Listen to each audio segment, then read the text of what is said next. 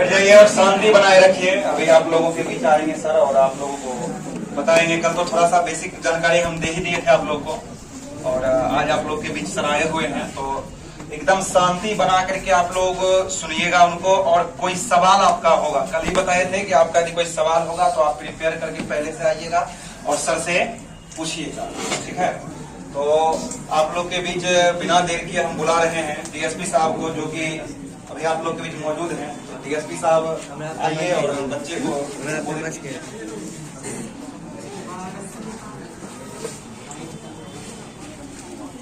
ताली से स्वागत कीजिए।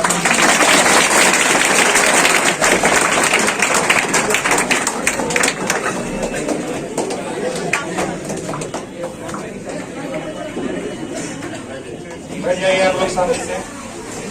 और गैलेक्सी कोचिंग के डायरेक्टर रविंदर सर से मैं रिक्वेस्ट करता हूं कि आकर के बुके से सम्मानित करें डीएसपी साहब को। जोरदार ताली।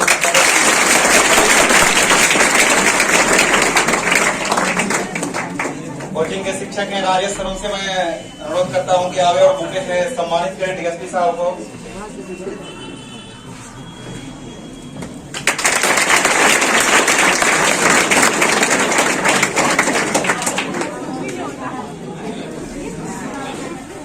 और एक बुके सर मेरी तरफ से।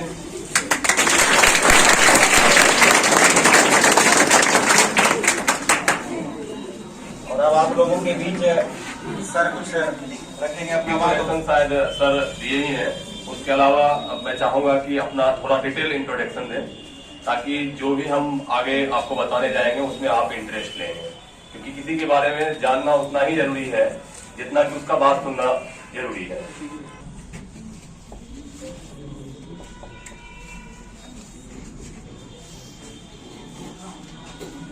उसके बाद मैंने 2009 में मैट्रिक किया है। इसका मतलब होता है बिहार बोर्ड। आप जानते हैं सब? सुने आप? मैंने क्वालिफाई किया और 2012 से लेके 17 तक मैंने बीटेक एमटेक किया है। डुअल डिग्री होता है ना। ऑफ पुलिस एक होता है सुप्रिटेंडेंट ऑफ पुलिस, जो कि आप हमेशा डिस्ट्रिक्ट में देखिएगा। और ये उसके नीचे होता है अनुमंडल, सब डिवीजन जानते हैं ना, वहां पे ये लोग काम करते हैं। ये एसपी और डीएसपी का हमेशा दोनों लिंक होता है। वो जिला से कमांड करते हैं और नीचे आता है कमांड। और इसके नीचे आप वेल नोन होंगे थाना से होता है ना नीचे पुलिस स्टेशन। ये इसका बस बेसिक था। अब इसके बाद हम लोग क्या करने वाले हैं कि जो मेन आपका क्वेश्चन है जिसके लिए आप आए हैं कि कैसे पढ़ना है, मतलब यही है आपका मेन फंडामेंटल। और कौन सा एग्जाम देना है, कैसे टारगेट करना है, कैसे सिलेबस को कंप्लीट करना है, ये सब जो आपका काम का बात है उस पर हम लोग डिस्कशन करेंगे। तो बारी बारी से मतलब हम लोग टॉपिक को डील करेंगे। सर देना है ये भी होता है, रेलवे का एग्जाम में भी बहुत लोग देते हैं। तो इस सब में कॉमन क्या है, मतलब किसी भी एग्जाम में जाने के लिए आपको कॉमन सब्जेक्ट जो पढ़ना होगा वो पढ़ना होगा जनरल स्टडी, है कि नहीं? सही बात है, जनरल स्टडीज पढ़ना है, ठीक है।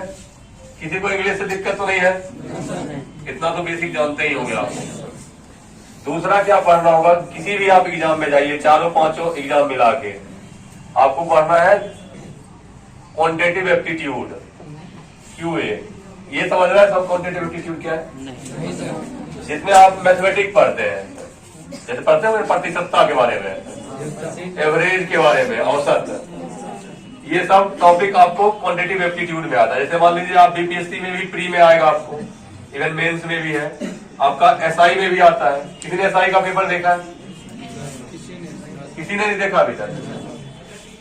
अच्छा, आप लोग 12th के हैं मोस्टली, ठीक है। आप आगे देखिएगा, एसएससी में भी आपका क्वांटिटेटिव एप्टीट्यूड आएगा, ठीक है। और इसमें रेलवे में भी आता है। तो जनरल स्टडीज पहला पढ़ना है, फिर क्वांटिटेटिव एप्टीट्यूड पढ़ना है। उसके बाद तीसरा चीज क्या पढ़ना होता है? रीजनिंग पढ़ना होगा। मतलब ये तीनों टॉपिक पे आपको काम करना है। और इसके बाद ही आप जो भी आपका मतलब टारगेट होगा वहां जा सकते हैं। तो हम बारी बारी से बताएंगे आपको कि किस मतलब इसको कैसे कंप्लीट करना है, इसको कैसे कंप्लीट करना है और इसको कंप्लीट कैसे करना है। और यही स्ट्रेटजी आप आगे जितना भी दिन तैयारी करेंगे फॉलो करेंगे, ठीक है।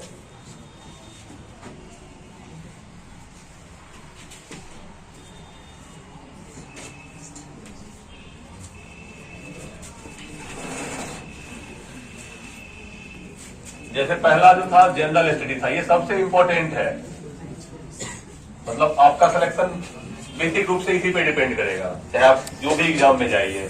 इसके लिए आपको क्या करना है, जो भी लोग टारगेट कर रहे हैं बीपीएससी का, वो 6 से लेकर 12 तक एनसीईआरटी पढ़ने की कोशिश करेंगे।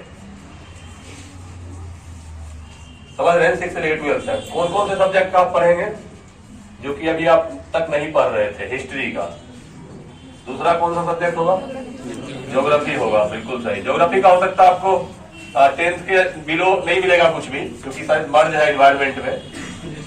11th 12th का आपको मिल सकता है। इसका 11th 12th का देख लीजिएगा सिर्फ, ये समझ गए? 2 क्लास का, इसमें 4 बुक है। उसके बाद ज्योग्राफी के बाद कौन सा आता है आप ही बोलिए? हाँ ठीक है, सिविक इकोनॉमिक्स एक ही हुआ, इकोनॉमिक्स हो गया, ठीक है। यहाँ पे भी वही होगा, 10th के नीचे आपको कोई खास बुक नहीं मिलने वाला है। 11th 12th में कुछ स्टैंडर्ड बुक मिलेगा, वो आप देख लीजिएगा, ठीक है। 3-4 बुक है। उसके बाद आपका इकोनॉमिक्स के बाद कौन बचता है? पॉलिटी। पॉलिटी में शायद एनसीईआरटी आपको मिल सकता है, इसमें सारा बेसिक एनसीईआरटी पढ़ना है। ये आपका पहला स्टेप है, मतलब फर्स्ट इटरेशन जो बोलते हैं अंग्रेजी में, पहले राउंड में आपको ये पढ़ना है सारे को। आपको जिसको नोट करना है नोट करते जाइएगा, ठीक है। तो उसके बाद आपको क्या करना है कि जब ये सारे बुक पे आप सब जानते हैं लूसेंट के बारे में, ये लूसेंट पढ़ना इस सब बुक के साथ साथ है। बस एक बार फॉर्मल रीडिंग देना, याद करने की जरूरत नहीं, वो बुक किसी को याद।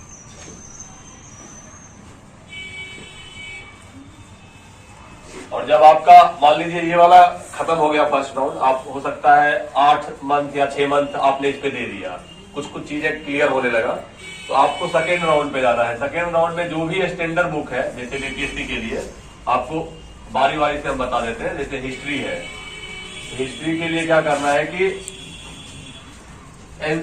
एंशिएंट इंडिया करके आता है, वो तो आप 11th 12th पढ़िएगा तो हो ही जाएगा, वहीं पे बुक हो जाएगा। उसके अलावा आपको एक मॉडर्न इंडिया के लिए स्पेक्ट्रम पढ़ना है। ये बुक का नाम सुने, किसी करना तो ये बुक पढ़ना होगा। और जो एंशिएंट और मेडिएवल के लिए था, उन दोनों में एनसीईआरटी अभी पहले ही मैंने बता दिया है, वही फिर मतलब इनफ है कंप्लीट करने के लिए। उसके बाद आपको पढ़ना पड़ेगा पॉलिटी में लक्ष्मीकांत। सुना है किसी ने? सुना है? आपने जी सर किसने बोला? आपने सुना है? सिर्फ नाम सुना, कोई नहीं, कुछ भी नहीं पूछेगा। लक्ष्मीकांत, ये वाली बुक पढ़ना है पॉलिटी में, ठीक है। और ये उसके बाद आपको इकोनॉमिक्स में क्या है, बीपीएससी में कोई खास कुछ पूछता नहीं है, लेकिन फिर भी पढ़ने के लिए आपको इकोनॉमिक सर्वे और बजट, ये दोनों चीज डॉक्यूमेंट को बिहार सरकार, जो भी मैंने पढ़ा है, और लेकिन मैंने बीपीएससी एग्जाम दिया है मैथ से, गणित से। गणित मैंने कभी नहीं पढ़ा था, खास करके वो गणित जो वहां पे पूछा गया ग्रेजुएशन वाला, तो मेरे साथ दिक्कत होगा सर कि एक्स्ट्रा सिलेबस कवर करना पड़ा। अब एक केस सोचो, हम दिल्ली यूनिवर्सिटी में गए होते और मैथमेटिक्स से ग्रेजुएशन किए होते, तो मेरे लिए क्या होता और आसान होता, टाइम कम लगता और ज्यादा मेहनत करने का। अब एक बार हम पहले 5 साल इंजीनियरिंग पढ़े अलग, फिर उसके बाद मैथमेटिक्स अलग पढ़े, तो डुप्लीकेट ज्यादा एफर्ट लगाना पड़ेगा। आप हिंदी साहित्य पढ़िए अभी से ही, हिंदी साहित्य लीजिएगा आगे जाके, आपका बीपीएससी ऑप्शनल है, कोई दिक्कत नहीं, कम टाइम में निकालता भी है लोग, ऐसा नहीं। और क्वेश्चन किसी का? नाम लिखा इधर नाम लिखा ली सर, बीपीएससी की तैयारी के लिए सर। अभी इंटर में नाम लिखा है आपको? नहीं सर, ग्रेजुएशन में नाम लिखा फर्स्ट ईयर, ठीक। इधर बीपीएससी की तैयारी में लग गई सर। हाँ इधर सर मतलब ग्रेजुएशन होते हो सकता है। हाँ हाँ, मतलब यही तो करने के लिए सर बोले हैं, सर तो कह ही रहे, पूरा मोटिव ही यही है हम लोग का। ग्रेजुएशन में एडमिशन तैयारी सर, ग्रेजुएशन में आप एडमिशन कराइए, ग्रेजुएशन को भी पढ़िए, ग्रेजुएशन में वैसे सब्जेक्ट पढ़िए जो आपको बीपीएससी में आगे लेना है, जैसे सर बताया है, जो भी आपका पसंद का सब्जेक्ट हो हिस्ट्री, ज्योग्राफी जो भी, और वही पढ़िए।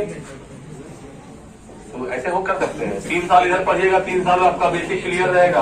आप वो किए है ना जो टीना रावी, रिया रावी सब जो है, तो ऐसे ही किए सब। हाँ, आप लोग एग्जाम दीजिए, फिर डिसाइड कीजिए आप अपने से कि कोई कोई लोग होंगे साइंस में तेज होंगे, आप साइंस, इकोनॉमिक्स, फिजिक्स, केमिस्ट्री जो भी लेना लीजिए। अब जिसको नहीं साइंस में इंटरेस्ट है, आर्ट लीजिए। Next question. फॉर्म फिलअप किस महीने में?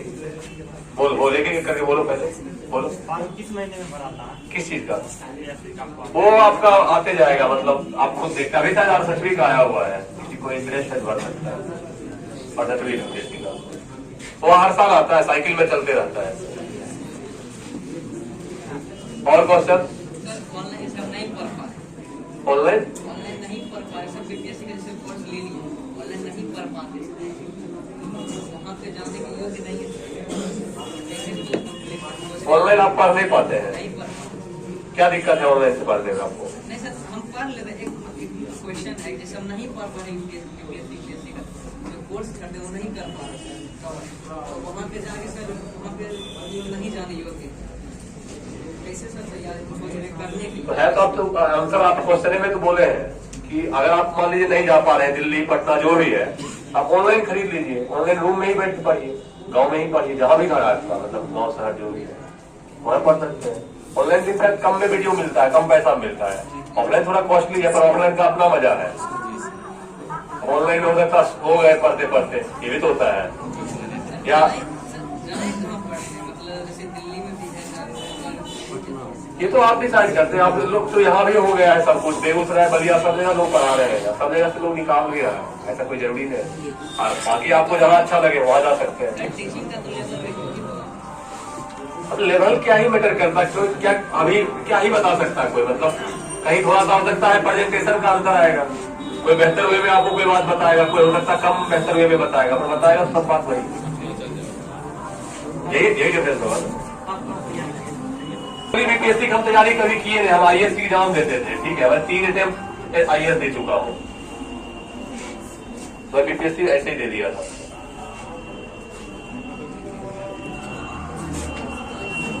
और क्वेश्चन आपका? कोई आप लोग मतलब इधर से कोई क्वेश्चन नहीं है? हाँ बताइए बताइए। जैसे किसी का ऑप्शनल सब्जेक्ट किस लेवल तक क्वेश्चन? इसमें ऑप्शनल का क्वेश्चन का लेवल जो है मेन रूप से BSc होता है, मतलब BA या BSc जो भी बोलना है, ये आपका स्टैंडर्ड होगा, समझ गए। कभी कभी PG तक भी क्वेश्चन आता है, पर वो कभी कभी रेयर है, 1-2 टॉपिक वैसा है।